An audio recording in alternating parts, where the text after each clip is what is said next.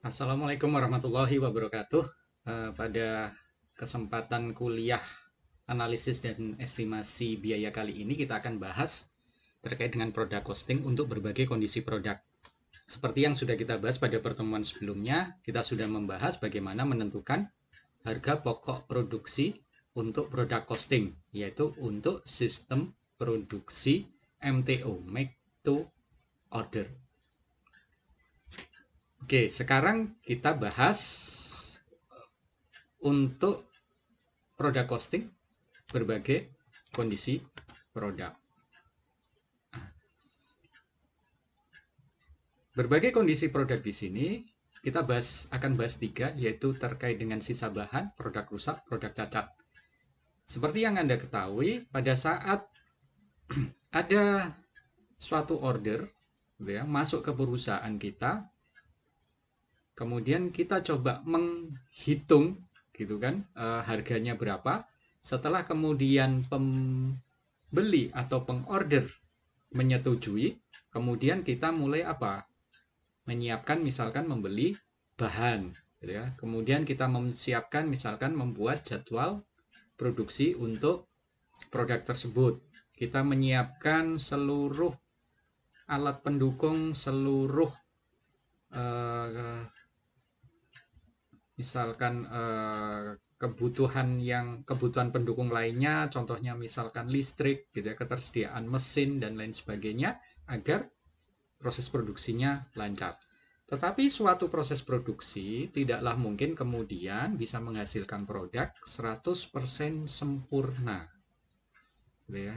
Seperti contohnya misalkan kita sudah coba memperhitungkan gitu ya, bahan yang dibutuhkan sekian gitu ya. Tenaga kerja yang dibutuhkan sekian. Kemudian kita coba sudah mempersiapkan semuanya, tetapi bisa jadi pada kenyataannya tetap ada sesuatu yang terjadi yang tidak kita harapkan. Contoh yang pertama adalah terkait dengan sisa bahan. Saya contohkan saja, misalkan suatu perusahaan gitu ya, memproduksi kursi lipat. Nah, kursi lipat ini bahan bakunya misalkan bahan utamanya adalah dari besi silinder gitu ya, dengan diameter gitu misalkan 1 inci dengan ketebalan 0,8 mili. Nah, contoh misalkan untuk satu kursi gitu ya, dibutuhkan kalau misal masih dalam bentuk lonjoran gitu ya, dibutuhkan sekitar 4 meter besi silinder. Nah, kemudian pada saat sudah dikerjakan, sudah jadi kursi, bisa jadi nanti ada sisa besi silinder tersebut gitu ya. Apalagi kalau misalkan ordernya ini gitu ya, ratusan atau bahkan ribuan gitu ya. Itu sangat memungkinkan kemudian ada apa? Terjadi sisa bahan.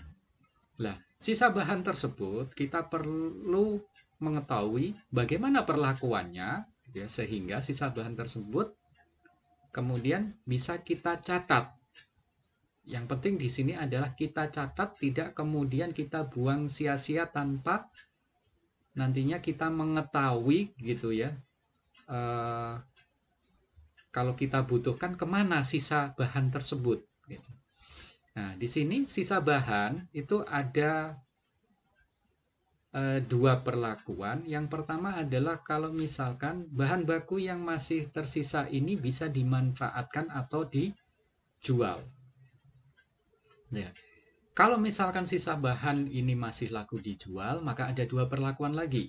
Pertama adalah gitu ya, hasil dari penjualan sisa bahan bisa digunakan sebagai pengurang biaya overhead pabrik sesungguhnya.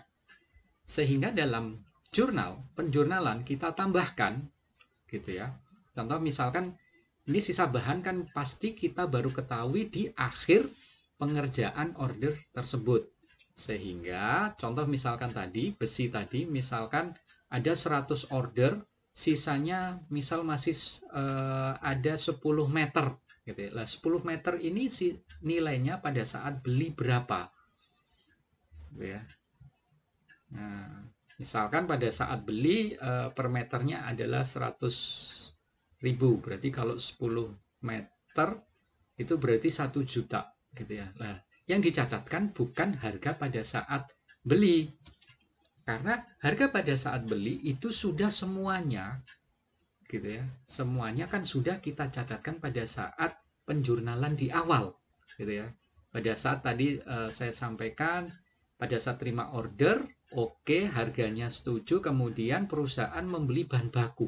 Nah, pembelian ini kan sudah dicatat di jurnal pastinya di awal gitu kan. Di periode awal itu sudah dicatatkan di sana terkait dengan pembelian. Nah, yang dicatatkan di sini adalah harga laku jualnya.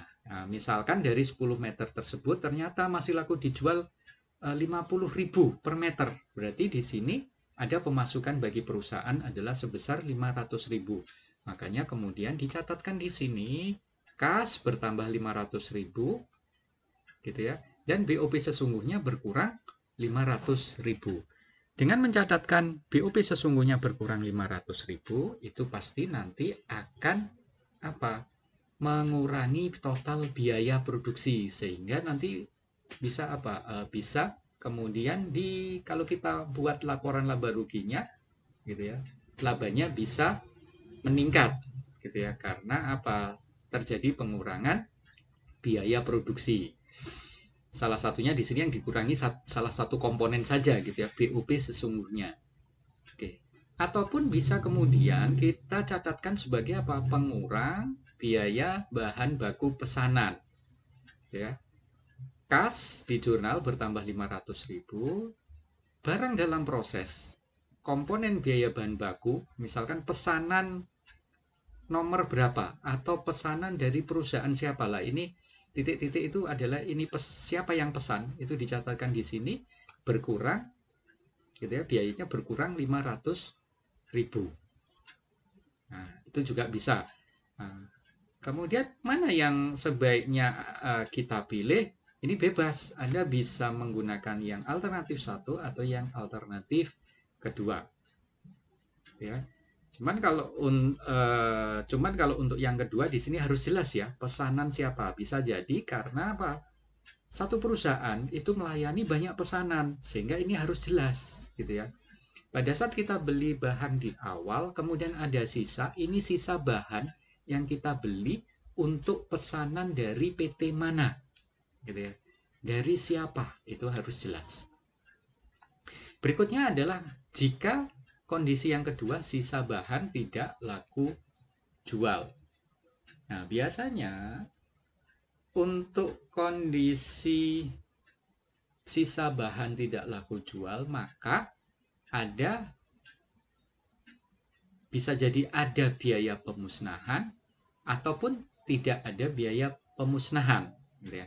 Jika tidak ada biaya dalam pemusnahan gitu ya, atau pembuangan sisa bahan tersebut, maka tidak ada kegiatan akuntansi. Tapi jika ada biaya dalam pemusnahan atau kemudian untuk membuang gitu ya, sisa bahan tersebut, maka bisa dicatatkan dengan melihat dua kondisi berikut. Di sini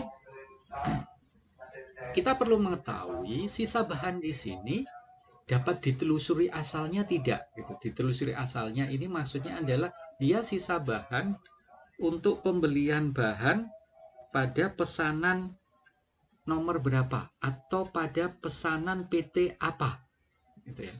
Nah, jika bisa ditelusuri maka kemudian bisa dicatatkan seperti ini, tidak laku jual. Barang dalam proses, biaya bahan baku, pesanan nomor berapa atau pesanan PT siapa gitu ya. Itu bertambah ya. Karena ini sisa berarti harus dibebankan pada, karena sisa ini kan sisa kemudian dimusnahkan gitu ya. Nah, biaya pemusnahan ini dibebankan pada barang dalam proses, biaya bahan baku karena ada biaya untuk memusnahkan. Kemudian di akun yang lain ada kas karena butuh biaya, makanya di sini kasnya berkurang. Ya. Contoh misalkan ada sisa tadi 10 meter besi gitu ya. Dari 10 meter besi ini dimusnahkan, biaya pemusnahannya misalkan 100.000. maka barang dalam proses biaya bahan bakunya bertambah 100.000. Berarti apa? Sebenarnya biaya produksi totalnya juga akan bertambah 100.000 gitu ya. Kemudian kasnya berkurang 100.000 karena harus dikeluarkan 100.000 dari kas untuk pemusnahan barang atau bahan sisa. Tetapi jika tidak dapat ditelusuri asalnya dari pesanannya siapa, maka dibebankan pada biaya overhead pabrik sesungguhnya. Dengan dicatatkan karena dibebankan ya BOP sesungguhnya bertambah tadi contohnya 100.000, kemudian kasnya berkurang 100.000 karena dikeluarkan untuk biaya memusnahkan. Kondisi yang kedua adalah produk rusak. Definisi dari produk rusak adalah produk yang tidak memenuhi standar mutu yang telah ditetapkan oleh perusahaan dan secara ekonomis tidak dapat diperbaiki. Ada kemungkinan memang produk rusak itu dapat diperbaiki, tetapi menurut hitungan ekonomis bisa jadi tidak menguntungkan. Contohnya adalah misalkan biaya perbaikannya adalah lebih besar dibandingkan biaya bahan baku ditambah biaya tenaga kerja langsung dan biaya overhead pabrik, sehingga tidak menguntungkan untuk dilakukan perbaikan. Secara umum produk rusak ada dua kondisi, yaitu produk rusak itu bisa jadi laku dijual dan bisa jadi juga tidak laku dijual. Dan masing-masing kondisi tersebut nanti untuk penjurnalannya sangat bergantung pada penyebab terjadinya produk rusak. Untuk produk rusak laku jual, ada 3 penyebab yang menyebabkan produk tersebut rusak. Yang pertama kita bahas adalah terkait dengan sulitnya pengerjaan produk tersebut. Jika penyebab terjadinya produk rusak itu adalah karena sulitnya pengerjaan, maka nantinya hasil jual dari produk rusak tersebut merupakan pengurang dari biaya produksi. Sehingga untuk pencatatan di jurnalnya adalah sebagai berikut. Hasil dari penjualan produk, contohnya misalkan hasil penjualannya 1 juta, maka kemudian ada penambahan ke kas 1 juta.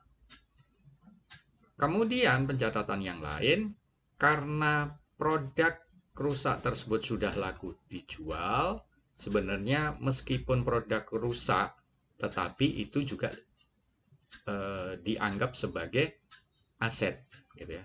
Karena aset ini kemudian sudah laku, berarti kan sudah keluar dari perusahaan, maka kemudian dicatatkan aset tersebut, atau di sini diistilahkan barang dalam proses, itu juga berkurang, sehingga dicatatkan di sisi kredit. Nah, barang dalam proses tersebut kan sudah terbentuk dari apa? Bahan baku, tenaga kerja langsung, dan overhead pabrik. Sehingga tiap-tiap biaya ini juga dibebankan di kredit. Lah, besarannya berapa? Ini tergantung dari proporsi pada saat membuat produk tersebut. Misalkan gitu ya, proporsinya antara biaya bahan baku, biaya tenaga kerja langsung, dan biaya overhead pabrik, misalkan 3:2:1. Berarti di sini juga pencatatannya 3:2:1. Dari nilai berapa ya? Dari nilai harga laku jualnya tadi, gitu ya. Oke, ini untuk penyebab yang pertama, yaitu sulitnya pengerjaan. Kemudian untuk penyebab yang kedua adalah karena kegiatan normal. Loh, kok bisa kegiatannya normal kok masih juga rusak? Ya, dalam kondisi nyata, meskipun perusahaan sudah menjalankan proses produksi secara normal, tapi masih mungkin terjadi adanya produk rusak ataupun produk cacat. Nah, sehingga kalau penyebabnya kegiatan normal, gitu ya, maka ada pembebanan pada BOP sesungguhnya. Nah, pencatatan pada jurnal adalah sebagai berikut. Gitu ya. Kas bertambah, dicatatkan di sisi debit. Kemudian, BOP sesungguhnya juga bertambah. Sedangkan untuk barang dalam proses, gitu ya, karena produk rusak itu kan produk bukan produk jadi, gitu ya. Sehingga diistilahkan tetap adalah barang dalam proses, bukan barang jadi. Nah, karena barang dalam proses atau produk rusak tersebut laku jual, maka kan sudah keluar dari produksi sehingga dicatatkan di sisi kredit. Sama seperti pemberlakuan di penyebab karena sulitnya pengerjaan. Nah, kemudian BOP sesungguhnya ini berapa? Nah, contohnya seperti ini. Nanti akan dibahas lebih detail di contoh, cuman ilustrasinya seperti ini. Kalau misalkan seperti tadi, gitu ya, laku jual 1 juta. Tetapi sebenarnya pada awal pembuatan itu semua total biaya bahan baku, biaya tenaga kerja langsung, dan BOP untuk menjadikan produk tersebut 100% selesai, bukan 100% sempurna, 100% selesai, tapi dalam kondisi rusak, misalkan totalnya adalah 5 juta, gitu ya. Maka kemudian kalau laku jual 1 juta, maka BOP sesungguhnya adalah 5 juta dikurangi 1 juta, yaitu BOP sesungguhnya adalah 4 juta. Sedangkan untuk barang dalam proses ini dengan tadi misalkan rasio 321 gitu ya, berarti ini nanti diatur, ini total juga harus 5 juta dengan rasio pembagian 321. Berbeda dengan pencatatan yang sebelumnya. Kalau di sini kasusnya untuk penyebabnya sulit pengerjaan hanya dicatatkan besaran untuk barang dalam proses tiap-tiap biaya. Ini kalau ditotal sama dengan harga laku jualnya. Sedangkan kalau di kasus kegiatan normal, gitu ya, ini adalah kas dan BOP sesungguhnya. Ini kalau ditotal adalah sejumlah total biaya yang sudah dikeluarkan untuk menghasilkan produk tersebut selesai 100% meskipun kondisinya rusak. Sehingga untuk pencatatan di sini pun harus sama kan, kalau di sini 5 juta, di sini juga harus total 5 juta. Kalau diketahui proporsinya tadi 3:2:1, berarti 5 juta itu yang untuk ini 5 juta dikalikan 3/5, kemudian ini dikalikan 2/5, dan ini 1/5. Itu untuk penyebab kegiatan normal. Penyebab yang ketiga adalah karena kesalahan pengerjaan. Berarti ini lebih ke arah adalah kesalahan si operator. Kalau terjadi karena kesalahan pengerjaan, maka dicatatkan sebagai rugi produk rusak.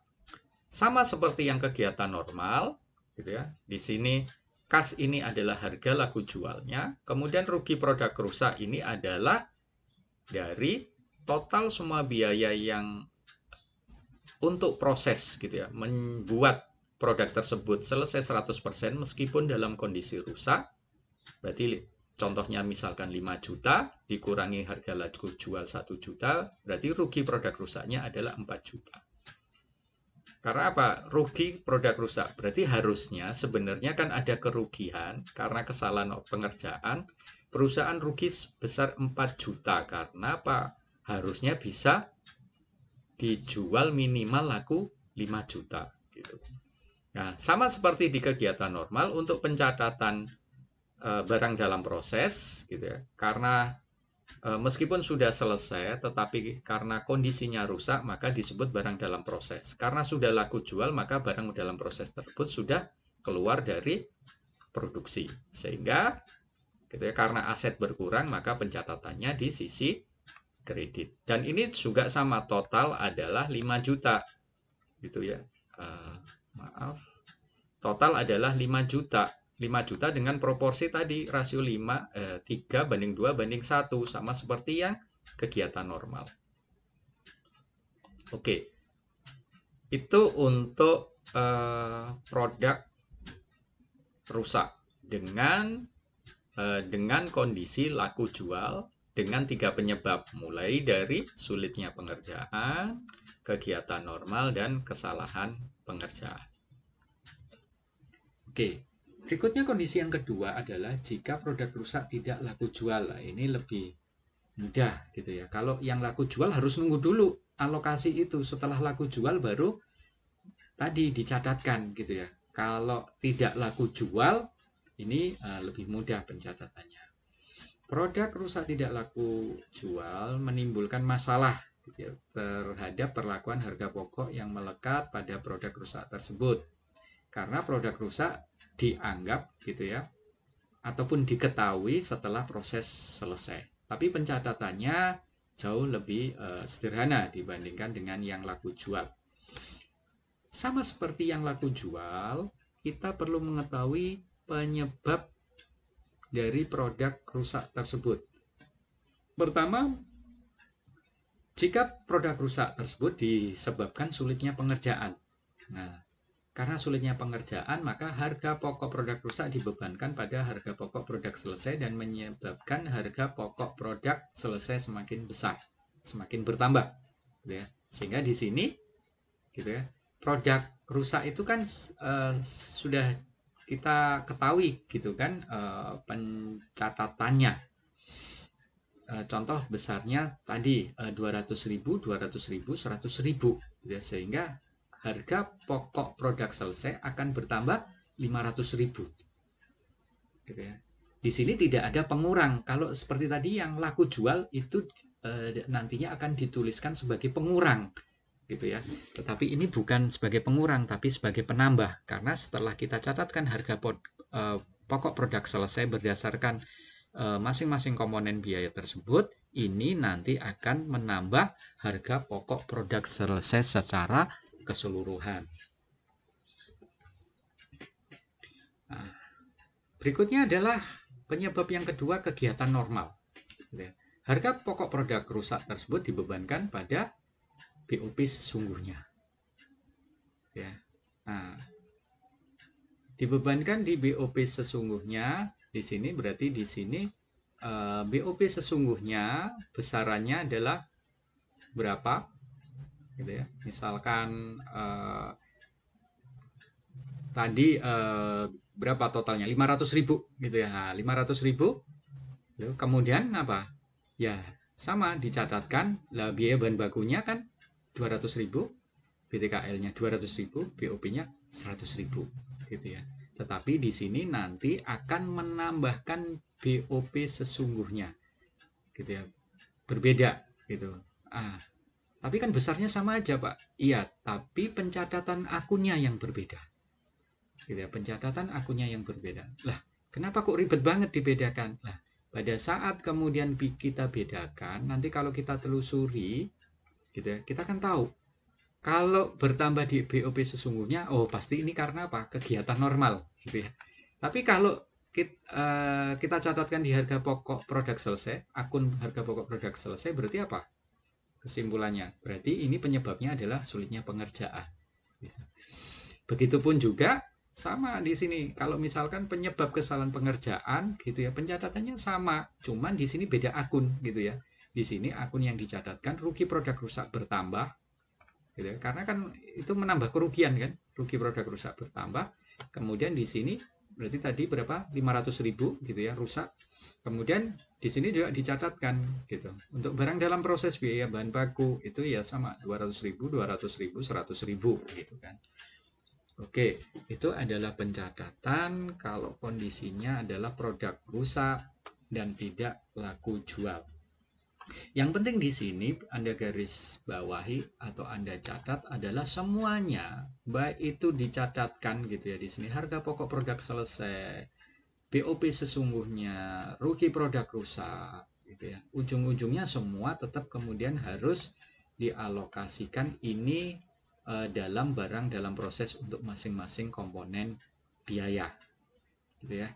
Nah, ini kenapa kemudian ini dalam sisi kredit gitu ya. Tadi mungkin saya kelupaan tertinggal menjelaskan kenapa ini dicatatkan di sisi kredit. Ini kan hanya dipindahkan gitu ya. Berarti pada saat dipindahkan gitu ya, berarti ini kan sebenarnya pencatatan di akun ini sudah berkurang, dipindahkan ke akun harga pokok produk selesai. Begitupun juga ini, semuanya ini dipindahkan menjadi di akun BOP sesungguhnya. Begitupun ini dipindahkan menjadi ke akun rugi produk rusak. Baik, berikutnya adalah produk cacat. Kita sudah bahas hisab bahan, produk rusak. Yang terakhir adalah produk cacat. Pada produk cacat, produk tersebut adalah tidak memenuhi standar mutu yang ditetapkan, tapi secara ekonomis masih dapat diperbaiki, gitu ya. Berarti di sini apa? Biaya perbaikannya mungkin menurut perhitungan analisis biaya, gitu ya, masih bisa diterima, mungkin tidak begitu mahal. Nah, sehingga oke lah diperbaiki aja, atau istilahnya adalah rework, gitu ya, diperbaiki. Gitu. Oke. Kemudian perlakuan tambahan biaya pada produk cacat itu bergantung juga pada penyebab terjadinya cacat tersebut. Ya. Seperti contoh yang sebelumnya produk cacat, produk rusak, penyebabnya juga sama. Yang pertama adalah sulitnya pengerjaan. Nah, cuman pencatatannya akan berbeda, gitu ya, karena ini cacat. Cacat itu masih bisa diperbaiki. Sedangkan rusak tidak bisa diperbaiki atau tidak layak untuk diperbaiki. Nah, sehingga pencatatannya akan berbeda. Biaya tambahan untuk memperbaiki, gitu ya. Kalau di produk rusak kan nggak ada biaya tambahan untuk memperbaiki. Kalau di produk cacat ada biaya tambahan untuk memperbaiki produk cacat tersebut diberlakukan sebagai penambah biaya produksi. Gitu ya. Sehingga apa? Nah, untuk perbaikan, gitu ya, untuk perbaikan menambah biaya produksi, tentunya untuk memperbaiki kan bisa jadi apa? Butuh biaya bahan baku tambahan, butuh biaya tenaga kerja langsung tambahan, dan butuh biaya overhead pabrik tambahan. Makanya di sini dicatatkan ada penambahan biaya terhadap apa? Barang dalam proses, gitu ya. Selama, gitu ya, selama produk tersebut belum lulus inspeksi dan siap untuk dikirim, gitu ya, siap untuk masuk ke gudang, barang jadi atau produk selesai dan siap dikirim ke konsumen, semua kita masih anggap sebagai apa? Produk atau barang dalam proses, gitu ya. Sehingga di sini barang dalam proses untuk biaya bahan baku bertambah, gitu ya. Contoh misalkan harga biaya perbaikan tadi kursi, gitu ya. Oh, ada cacatnya nih, gitu ya. Misalkan pada saat assembly ngelas, gitu ya, ada cacat nggak kuat, gitu. Kemudian harus dilas ulang.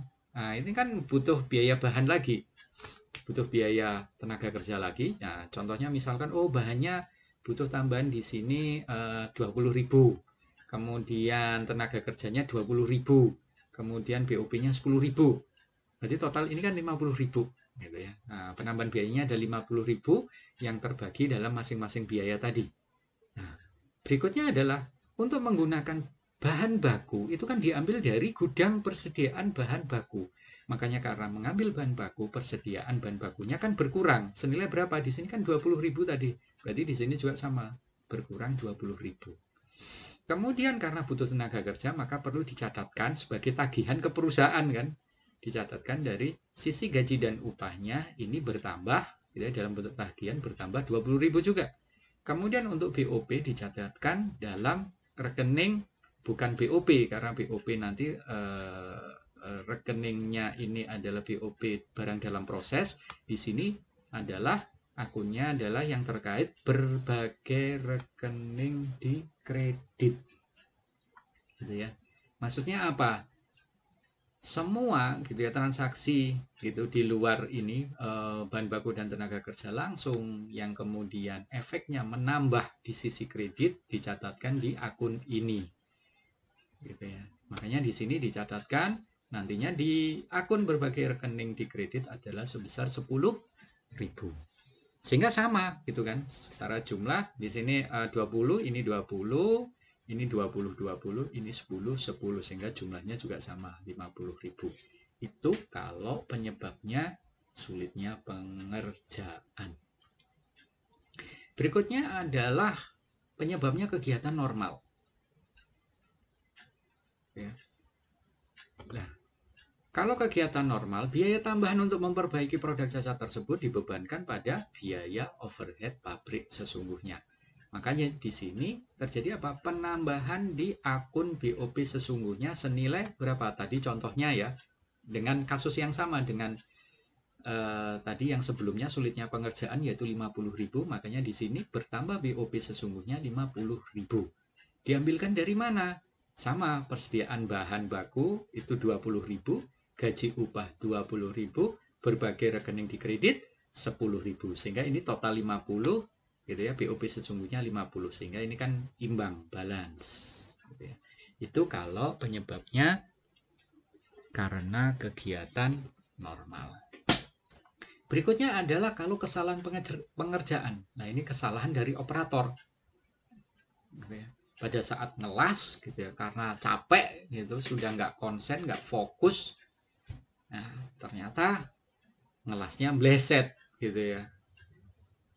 Nah, sehingga di sana ada cacat, tidak bagus kualitasnya gitu, tidak tersambung rapi gitu ya, malah masih bolong, sehingga kemudian perlu biaya perbaikan. Nah, sehingga biaya tambahan untuk memperbaiki produk cacat tersebut diberlakukan sebagai apa? Sebagai rugi produk cacat, di mana nanti dicatatkan di akun rugi produk cacat bertambah 50.000. Kita mengambil kasus yang sama dengan sebelumnya ya.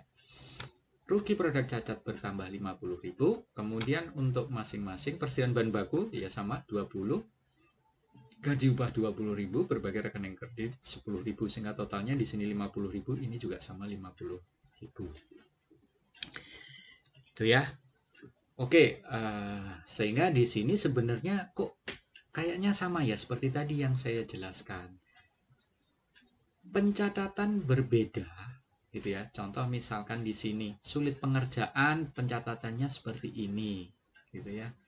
Kemudian untuk kegiatan normal adalah BOP sesungguhnya. Kalau kesalahan pengerjaan rugi produk cacat, ini adalah untuk mempermudah penelusuran gitu kan.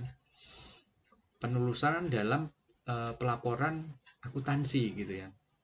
Kalau loh ini kok biayanya jadinya mahal gitu sehingga profitnya kok berkurang. Lah itu nanti bisa ditelusuri penyebabnya apa? Lihat di laporan keuangan gitu ya. Nah, ternyata misalkan di situ, oh BOP sesungguhnya bertambah. Oh berarti ini cacat karena kegiatan normal gitu ya. Kalau kegiatan normal mungkin masih wajar gitu ya. Tapi kalau dilihat, loh ternyata kok rugi produk cacatnya yang bertambah. Berarti kesalahan pengerjaan loh. Ada apa ini? Gitu kan? Bisa kita telusuri. Oh karyawannya, operatornya terlalu capek gitu ya kerja seharian.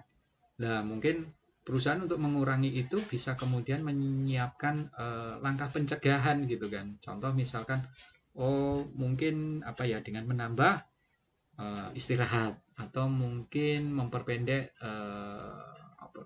jam kerja operator atau misalkan diberikan kelonggaran pekerjaan gitu ya untuk target produksi tiap harinya lebih rendah supaya tidak terjadi cacat lagi.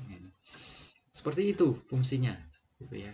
Dan ini pun nanti memang akan berbeda gitu ya pencatatannya juga pada laporan laba rugi gitu ya. Kalau laporan laba rugi gitu ya, kalau laporan laba rugi kalau ini gitu ya.